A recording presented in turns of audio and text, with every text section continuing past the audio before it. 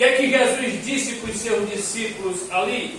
Ele disse: não temas os que matam o corpo e não podem matar a alma.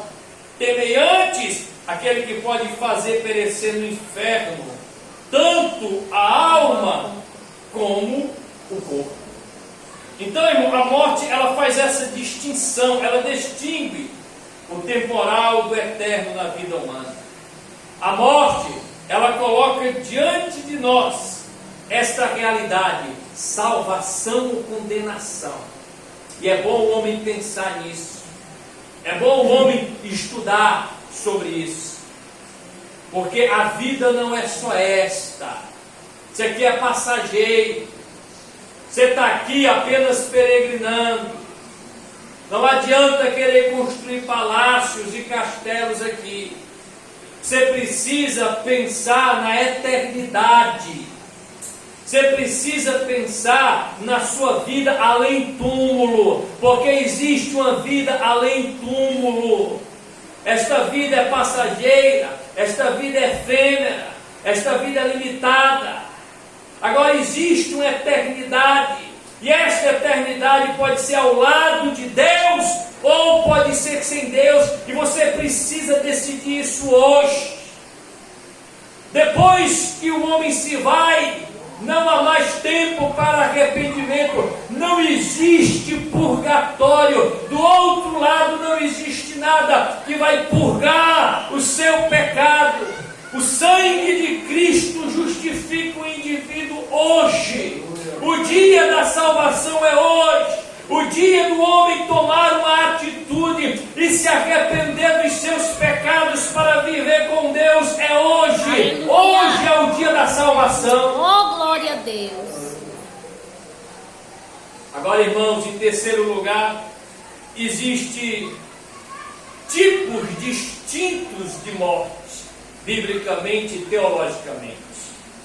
A Bíblia fala de 3 tipos distintos de morte.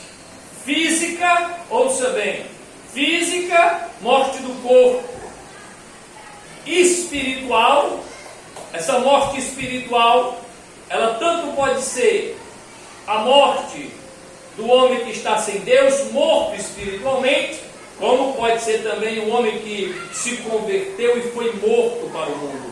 E a morte eterna, que é a separação eterna de Deus. Vamos lá, primeiro, morte física. O texto que melhor elucida esta morte, irmãos, é 2 Samuel capítulo 14, versículo 14, que diz: porque certamente morreremos e seremos como águas derramadas na terra que não se juntam mais. É exatamente o que acontece com o corpo morto quando é sepultado, né, irmão? Depois de alguns dias, terá se desfeito e esvaído como águas derramadas na terra. É isso que a morte física acarreta, literalmente, a deterioração do corpo físico. É por isso que Deus falou para Adão, quando o sentenciou à morte, ele disse que Adão era pó, e ao pó tornará, porque é isso que a morte física ela faz. O homem torna ao pó de onde ele veio. Mas segundo tipo de morte que a Bíblia fala, irmãos, é a morte espiritual. E aí, como eu disse a você, este tipo tem 2 sentidos na perspectiva bíblica. Tem o sentido negativo e o sentido positivo.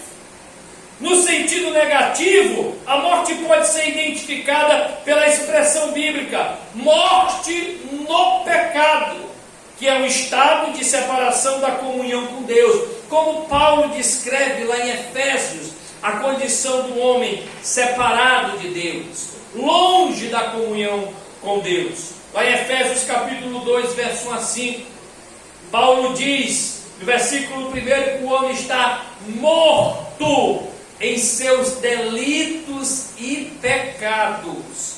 Isso aqui, irmão, é o sentido negativo da morte física, da morte espiritual, da morte espiritual.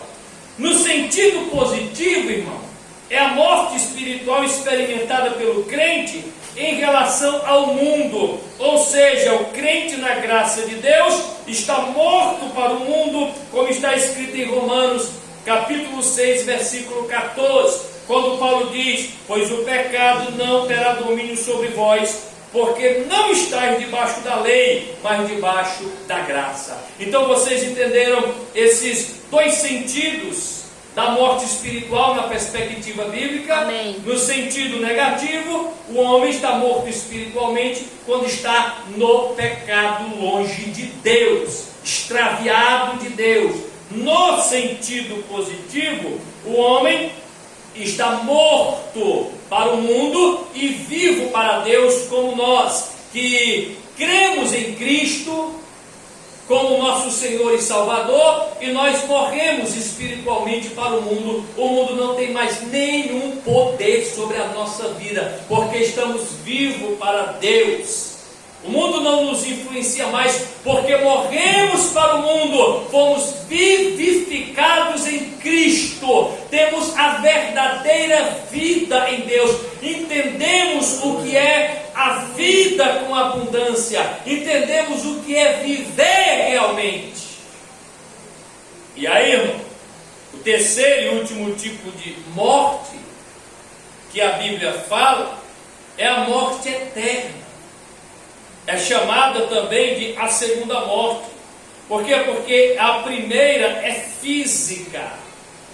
No livro de Apocalipse, no capítulo de número 2, verso 11, Jesus fala desta morte dizendo: quem tem ouvidos, ouça o que o Espírito diz às igrejas. O que vencer, de modo algum sofrerá o dano da segunda morte. O dano da segunda morte. A segunda morte, irmão, é punição do pecado. O apóstolo Paulo, escrevendo aos Romanos, no capítulo 6, versículo 23, ele diz que o salário do pecado é a morte, mas o dom gratuito de Deus é a vida eterna em Cristo Jesus nosso Senhor. Esta morte eterna é também denominado de castigo eterno, lago de fogo, separação eterna de Deus.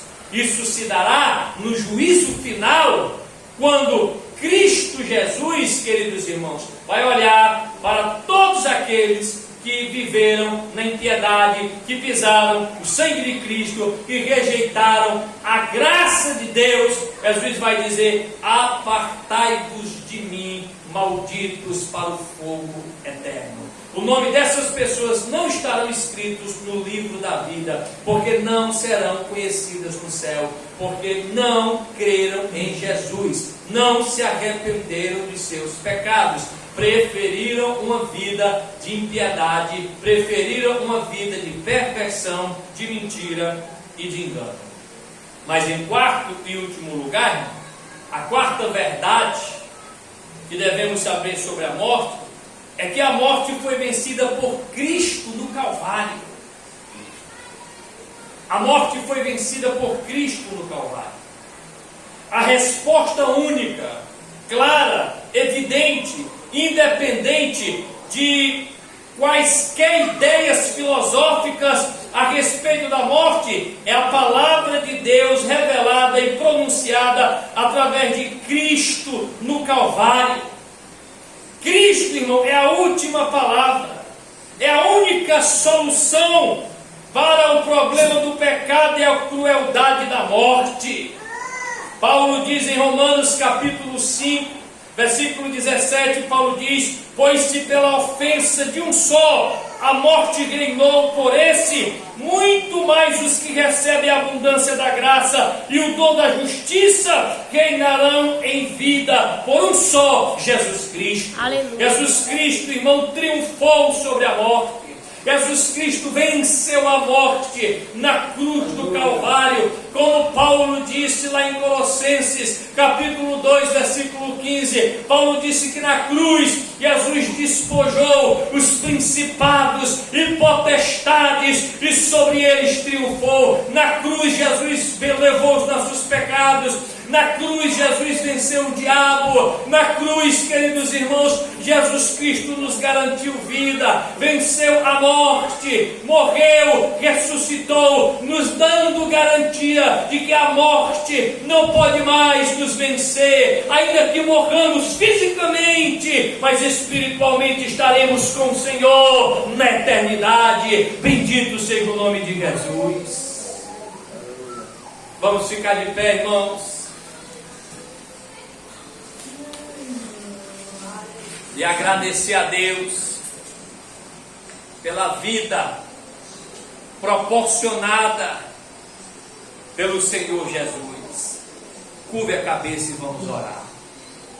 Ó Pai, louvado seja o teu nome, que arrancou de nós todo o medo da morte. Hoje, Pai, confiando na tua graça, confiando, Pai, na promessa que o Senhor nos deu de vida eterna, nós não tememos mais o aguilhão da morte. A morte não tem mais poder sobre esses, porque eles foram comprados pelo sangue do Cristo Jesus. O Senhor, meu Pai querido, venceu por nós, e que possamos ter no coração esta certeza, que aquele que crer no Senhor, ainda que morra, Pai, fisicamente, mas viverá com o Senhor na eternidade.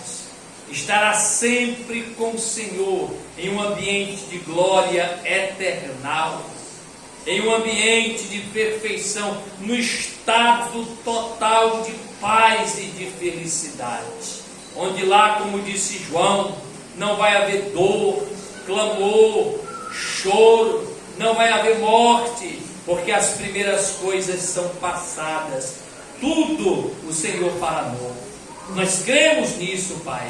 Abençoe a tua igreja, que a tua igreja abrace isto, creia nisto de todo o coração, porque isto é palavra de Deus, é o Evangelho que nos dá esta garantia, Pai, de vitória sobre a morte.